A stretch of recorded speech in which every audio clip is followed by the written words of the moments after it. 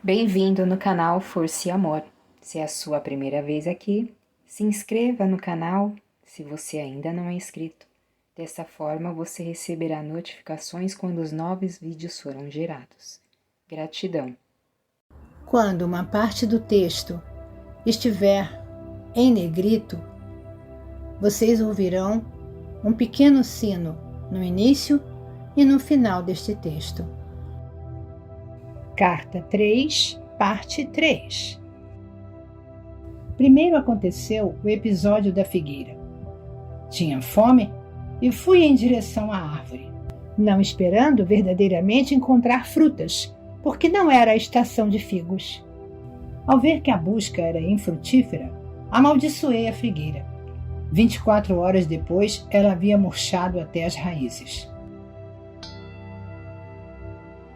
Foi uma experiência chocante. Era a primeira vez que minhas palavras tinham causado dano a algo.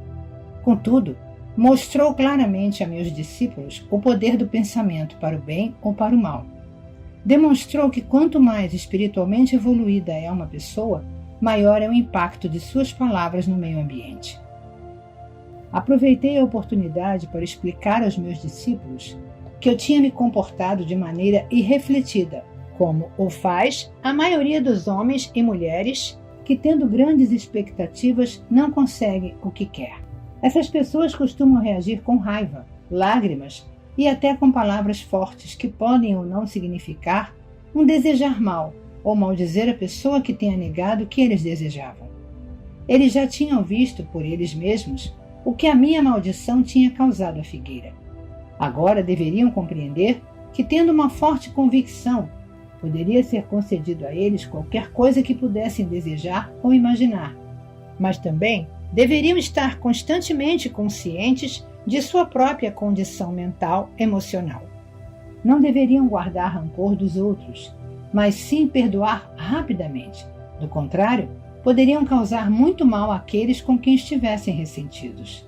E isto seria devolvido a eles no devido tempo, como a colheita do que semearam. E mais ainda, tal como é a semeadura, assim é a colheita. Sabia que o que eu tinha causado à figueira inevitavelmente retornaria para mim, de uma ou outra maneira. Então, levei os meus discípulos para o templo. Muitos anos tinham se passado desde que eu tinha estado lá, e sabia que minha visita serviria para desencadear os acontecimentos que levariam à minha crucificação. Algumas pessoas me reconheceram, e comecei a ensinar em resposta a seus pedidos. Foram se juntando mais pessoas, e os agiotas se amontoaram, começando a reclamar. Seus gritos e queixas barulhentos interromperam a linha de meu pensamento enquanto ensinava. De repente a cólera tomou conta de mim. Havia ali pessoas sérias que me rodeavam e desejavam ouvir palavras de vida, as quais em breve não poderia mais pronunciar. E ali estavam mercadores que viviam vendendo animais para os sacrifícios que não beneficiavam ninguém. Aqueles homens somente traziam dívidas e miséria às pessoas. Senti o sangue subir-me à cabeça. Empurrei as mesas espalhando dinheiro e expulsei do templo os homens de coração duro. Então houve uma tremenda comoção de gritos e lamentações. Alguns brigavam para apanhar o dinheiro. Os mercadores amaldiçoaram-me, chamando-me de malvado, dizendo que eu fazia o trabalho de Beelzebul e outros 1000 demônios mais. Os sacerdotes, os fariseus e todas as pessoas que valorizavam os sacrifícios do templo vieram correndo para averiguar a causa do barulho e da confusão. Ouviram a história dos mercadores e se sentiram tão ofendidos com meus atos que se lançaram aos gritos em condenações e lamentos para assim impressionar os sacerdotes, cada um protestando mais alto do que seu vizinho, demonstrando seu horror pelo que eu tinha feito. Nunca antes tinha se visto tal coisa no templo. Até mesmo aqueles que antes tinham me escutado estavam incomodados pela minha obstinação e se perguntavam que tipo de homem eu poderia ser. Estavam juntos, vendo os acontecimentos, quando os sacerdotes e fariseus se aproximaram e os convenceram de que eu tentava destruir tudo aquilo no que acreditavam, pregando um Deus falso, totalmente contrário a qualquer coisa que tinham ouvido falar nas sinagogas. Os sacerdotes passaram a eles a sua própria raiva ultrajada e convenceram-nos de que meu pecado também os contaminaria, se continuassem a dar ouvidos às minhas loucuras. Aos poucos, as pessoas se convenceram de que eu era uma má influência e que deveriam afastar-me do caminho antes que eu pudesse transtornar a paz do país e atrair a ira do governador romano sobre toda a Palestina. Meus discípulos, envergonhados pelo que eu tinha feito, sigilosamente deixaram o lugar e esconderam-se entre as roelas a alguma distância do templo. Quando mais tarde regressaram para onde eu estava, demonstraram claramente que estavam profundamente incomodados com meus atos. Perguntavam-se se eu tinha perdido o juízo, ou se tinha ficado louco profetizando minha morte, e depois fazendo aquelas coisas que provavelmente a provocariam. Foi nesse momento que Judas, aquele que nunca havia abandonado verdadeiramente suas crenças judaicas, começou a duvidar de que eu fosse verdadeiramente o Messias. Fazia 3 anos que eu ensinava o povo e não se via nenhum sinal de que o domínio romano se enfraquecia. 3 anos, e as pessoas não estavam mais perto da felicidade que eu havia prometido. E agora parecia que estava a ponto de converter-me num perturbador da paz, fazendo cair a ira de Roma sobre suas cabeças. Judas ficou sabendo que o sumo sacerdote judeu queria se desfazer de mim, e então ofereceu seus serviços para me identificar, quando assim fosse pedido. Quando foi a hora de celebrar a Páscoa com meus discípulos, organizei uma ceia com todos reunidos num grande salão. Sabia que aquela era a última vez que comeria na terra. Não desejo voltar profundamente à consciência daquela noite. Senti grande tristeza por ter que deixar meus discípulos, que tinham me servido tão bem. Com a tristeza, todos os meus temores e conflitos reapareceram. Tive momentos de profunda autopiedade. Senti que ninguém compreendia o que havia procurado fazer pelo meu povo e o sacrifício que estava disposto a fazer por ele.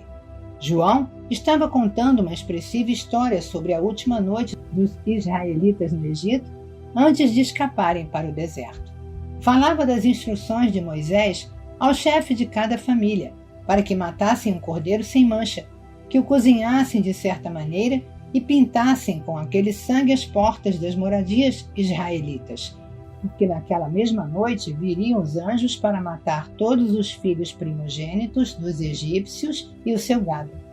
Com vivacidade recordou a agitação dos egípcios ao despertarem e encontrarem o primogênito de cada lar ensanguentado, sem que nenhum tivesse se salvado. Era o tipo de história horrível que eu rejeitava por não ter nenhum valor para a pessoa que buscava a verdade espiritual mais elevada. Eu me perguntava até que ponto meus discípulos realmente tinham entendido quando eu falava de seu Pai Celestial e seu amor por toda a humanidade. Como podiam entusiasmar-se com o pensamento de anjos matando os primogênitos dos egípcios quando eu tinha dito com toda clareza que Deus, o Pai, era amor? Mas os judeus sempre haviam se preocupado com o derramamento de sangue para redimir seus pecados. Até mesmo Abraão, o fundador da nação israelita, convenceu-se que devia levar o seu único filho ao deserto, matá-lo e oferecê-lo em sacrifício a Deus. Um pensamento pagão e revoltante. Pensei nos sacrifícios de animais no templo. Amando a todos os seres vivos da criação como eu amava, esta prática era para mim uma abominação. E agora eu estava a ponto de ser levado para a morte, porque tinha me atrevido a pronunciar as palavras da verdade. E quando considerava tão pouco do meu conhecimento que tinha conseguido transmitir, perguntava-me por que eu tinha sido enviado em tal missão. Senti de repente um estremecimento de ressentimento e raiva se entrelaçar aos sentimentos habituais de amor para com aqueles homens. Com certo cinismo, perguntava-me que sinal poderia deixar que fosse uma recordação eficaz para que os meus ensinamentos retornassem às suas mentes quando já não estivesse com eles. Se podiam esquecer tão rapidamente todos os meus ensinamentos sobre o amor do Pai e desfrutar a horrível história da Páscoa, enquanto eu ainda me encontrava na mesma sala com eles, de que se recordariam quando morresse como um malfeitor na cruz, a mais desprezível das mortes. Depois pensei que se o derramamento de sangue os comovia tanto, daria a eles sangue para que se recordassem de mim. Com essas reflexões irônicas, apanhei um pão, parti-o, passei-o a meus discípulos e disse que o comessem. Comparei o pão partido com o futuro de meu corpo partido e pedi que repetissem o partir o pão e o distribuir em lembrança do sacrifício de meu corpo para trazer a verdade sobre Deus e a verdade sobre a vida, a verdade sobre o amor. Percebendo que eu estava com um humor estranho, pararam de comer, escutaram, pegaram o pão e comeram em silêncio. A seguir, tomei minha taça de vinho e a entreguei, dizendo que cada um devia beber dela, posto que era o símbolo de meu sangue, que logo seria derramado porque tinha me atrevido a trazer a verdade da existência. Vi que meu tom de voz tinha tocado a alguns deles. Sobriamente, cada um tomou um gole e depois passou a taça para quem estava a seu lado. Mas ainda não diziam nada. Percebiam que eu estava sério e que já não toleraria mais discussões. Então eu disse que um deles me trairia. Em segredo, entendi os seus motivos e sabia que ele era uma parte necessária da futura sequência de acontecimentos. Simplesmente cumpria o papel que sua natureza o levava a desempenhar. Eu sabia que ele sofreria muito e senti compaixão por ele, mas guardei estes pensamentos só para mim.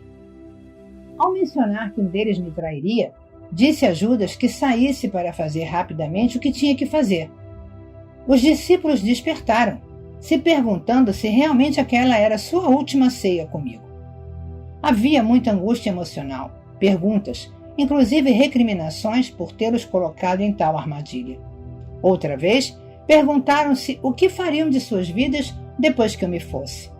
Perguntavam-se qual seria seu lugar na comunidade se eu fosse crucificado. As pessoas zombariam deles, queixavam-se. Ninguém voltaria a confiar no que dissessem. Profundamente entristecido pela resposta egoísta diante de minha situação, assegurei a eles que não tinham que temer por sua própria segurança. Deveriam abandonar-me e não haveria ligação entre eles e a minha crucificação. Sugeri que depois de minha morte se dispersassem e voltassem para a Galileia. Pedro comoveu-se profundamente e reagiu com violência, negando que algum dia me abandonaria, mas é claro, foi o que ele fez. Mesmo depois de todo o amor que tinha por meus companheiros e de tudo que desejava obter para eles, naquele momento de minha própria necessidade ainda encontrava total falta de compreensão, até resistência. Sua única preocupação era sobre o que poderia acontecer a eles. Não houve nenhuma palavra amável, oferecimento de ajuda ou angústia pela minha dura prova futura. Como era duro o coração humano, pensei. Quantos penosos séculos teriam que passar antes que a humanidade pudesse ir mais além de sua própria dor e sofrimento para sentir talvez uma faísca de amor e compaixão para com outros desafortunados que se encontrassem numa situação pior do que a deles. Porém, ainda que profundamente decepcionado e mesmo machucado por suas reações egoístas, compreendi-os e procurei dar aos meus discípulos coragem para enfrentar o futuro e assegurei que sempre estaria com eles, mesmo quando estivesse fora de suas vistas. A obra que eu tinha começado seria promovida desde o além. Não os deixaria sozinhos. Conheceriam e sentiriam minha presença e isso os consolaria. Disse que se agarrassem à recordação do tempo em que eu tinha estado com eles. Alertei que haveria muitos que continuariam o caminho, com o conhecimento que eu havia dado, mas que estranhos buscariam acrescentar a voz da tradição e da razão aos meus ensinamentos. Minhas palavras seriam tão distorcidas que finalmente já não revelariam a verdade original que eu havia trazido ao mundo. Quando disse que isso aconteceria, afligiram-se. Foram mesmo tomados pelo pânico. Fiquei aliviado ao ver que meus ensinamentos não tinham sido em vão apesar de tudo, que não tinham entrado em ouvidos totalmente surdos. Pediram-me que contasse mais, mas levantei as mãos e disse que isso era tudo o que eu podia dizer. Nesse ponto, senti que havia dito tudo o que eu tinha querido dizer enquanto estava na terra, e que meu discurso aos homens havia sido cumprido. Tudo o que mais profundamente desejava era retirar meu silêncio e encontrar paz e conforto em meu contato com o Pai. Deixamos o salão e fomos andando até o Monte das Oliveiras. Mas o estado de meus discípulos era de conflito interno, temor e dúvida. A maioria deles foi embora para unir-se com suas famílias e amigos, que estariam celebrando sua própria Páscoa. No jardim havia uma rocha especial cujo formato lembrava uma pequena caverna. Gostava de refugiar-me do vento dentro dela, de modo que ali me sentei e orei, buscando um caminho para a grande harmonia que já havia desfrutado no passado. Sabia que quando me movesse para sintonizar-me com o Pai Amor, meus temores se dissolveriam e estaria num estado de paz e de total e absoluta confiança. À medida que senti o poder do amor entrar em mim e tomar posse de minha consciência humana, assim também a força para suportar o que viria sobre mim tomou conta do meu coração. Seria capaz de permanecer dentro do amor e dar amor aos outros até o fim. E assim foi. Nem sequer tentarei voltar a entrar no estado do julgamento e da crucificação. Isso não tem importância. Quando finalmente morri na cruz e meu espírito retirou-se de meu corpo torturado, fui elevado dentro de uma luz radiante e indescritível. Fui envolvido no calor e no consolo do amor, tal como nunca antes tinha experimentado. Tinha uma sensação de envolvente louvor, uma poderosa certeza de ter feito um bom trabalho, de êxtase na força universal para continuar a obra e de uma alegria e encantamento que está muito além de qualquer coisa que a condição terrena possa conhecer.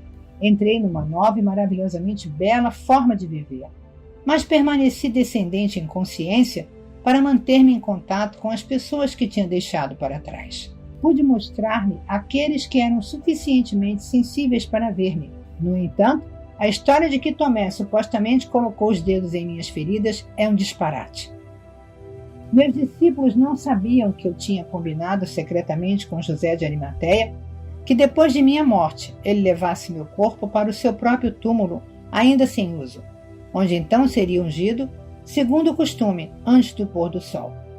Depois, quando a noite chegasse e todos em Jerusalém estivessem cumprindo o sabá, ele, ajudado por 2 serviçais de confiança, a cavalo, levaria o meu corpo, às escondidas durante a noite e por caminhos ocultos durante o dia, a uma montanha nos arredores de Nazaré, na Galileia. Ali, seguindo minhas instruções e ajudado por minha família, encontraria uma pequena gruta oculta que tinha me dado o refúgio das tormentas e das pessoas quando eu era um jovem infeliz e rebelde, em disputa com o mundo todo. José prometeu-me que encontraria a gruta seguindo o mapa que eu havia dado a ele e que me deixaria ali, depois de mais um embalsamento.